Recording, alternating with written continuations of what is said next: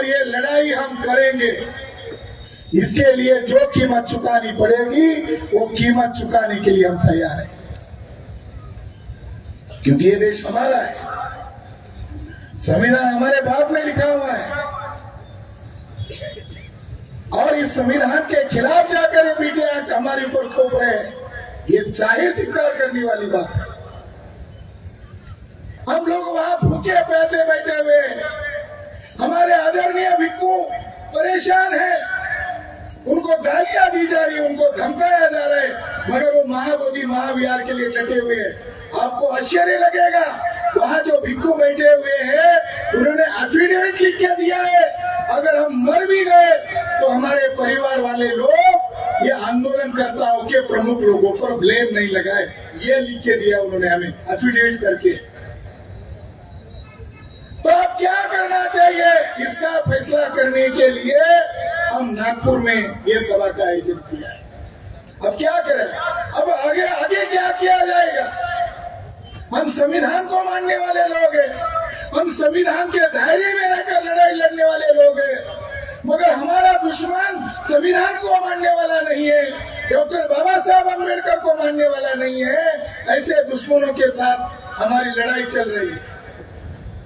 आदरणीय विनयाचार्य बंटी जी ने कहा कि आने वाली 12 मई को जिस दिन शाक्य मुनि तथागत भगवान बुद्ध की जयंती है, उस दिन तो लोग जाते ही है, मगर ये नेशनल कॉल किया जा रहा है, ये केवल नागपुर के लोगों को कॉल नहीं किया जा रहा है, ये समस्त भारतीय लोगों को, बहुजन लोगों को कॉल किया जा रहा है कि 12 तारीख का रिजर्वेशन करो और चलो बोध गया, अभी हमें वहां शक्ति प्रदर्शन करना होगा। अब हम अगले चरण की मैं घोषणा कर रहा हूं, आने वाले 15 अप्रैल के दिन, 14 अप्रैल होने के पश्चात नेक्स्ट डे काली फीत लगाकर घर, मोहल्ले, विहार, चौक, चौराहे पर निषेध आंदोलन करना है, उसके वीडियोग्राफ बनाना है, उसके फोटोग्राफ बनाना है और इसको देशव्यापी लेवल पर बिहार सरकार का और केंद्र सरकार का काली फीत लगाकर निषेध आंदोलन करना है, लोकतंत्र के दायरे में करना है। ये 15 अप्रैल को होगा और 30 मई को, आने वाली 30 मई को भारत बंद करेंगे। भारत बंद करना अब संभव है, कोई नेशनल मीडिया नहीं दिखा रहा है, ये सोशल मीडिया से ये देशव्यापी नहीं, अभी अंतरराष्ट्रीय मूवमेंट हो गई है। अगर वो मानते हैं ठीक है, नहीं तो 30 मई को हम भारत बंद करेंगे।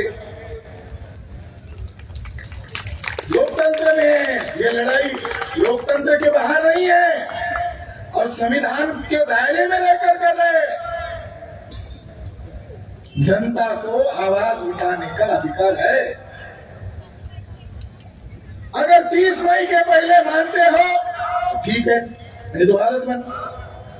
अगर नहीं मानते हैं तो आने वाले 29 जून को देशव्यापी स्तर पर जैसे कलेक्टर कार्यालय पर जाकर ज्ञापन दिया, उसी तरह पुलिस मुख्यालय पर जाकर जेल भरो आंदोलन करना है।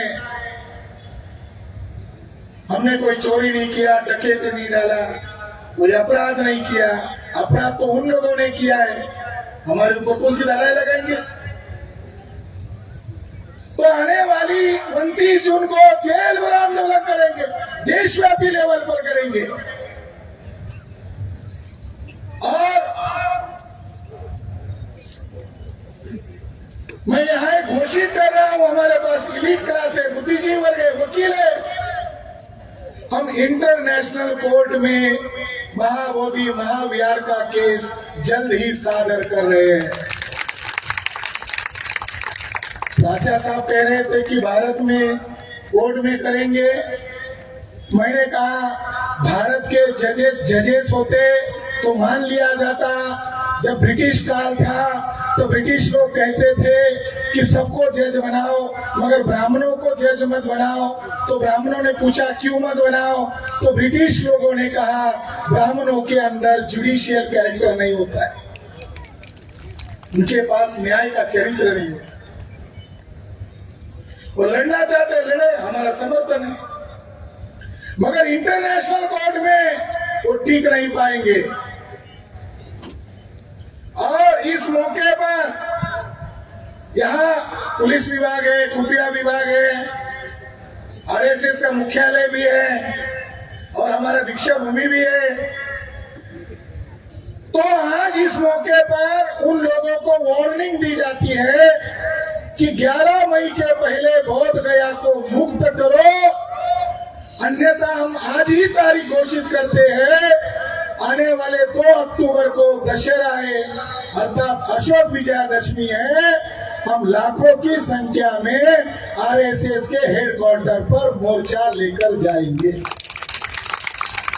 ये लड़ाई है, लड़ाई को लड़ाई के तरीके से लड़ा जाएगा। वो अन्याय के समर्थन में, हम न्याय के समर्थन में।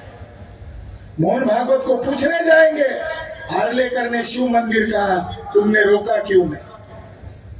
हम मोहन भागवत को पूछने जाएंगे, तुमने कहा था कि जाति ब्राह्मणों ने बनाई है, प्रायश्चित लेना चाहिए, अभी तक प्रायश्चित क्यों लिया नहीं? तो साथियों, 2 अक्टूबर ऐतिहासिक दिन रहेगा, अशोक विजयादशमी का दिन रहेगा और ये लड़ाई हम करेंगे। इसके लिए जो कीमत चुकानी पड़ेगी वो कीमत चुकाने के लिए हम तैयार हैं, क्योंकि ये देश हमारा है, संविधान हमारे बाप ने लिखा हुआ है। और इस संविधान के खिलाफ जाकर ये बीटी एक्ट हमारे ऊपर थोप रहे हैं, ये जाहिर धिक्कार करने वाली बात है। इस मौके पर कुछ जानकारी आप लोगों को देना चाहता हूं कि बोध गया आंदोलन केवल एक मंदिर को मुक्त करने का आंदोलन नहीं है, ये भारत को बचाने का आंदोलन है।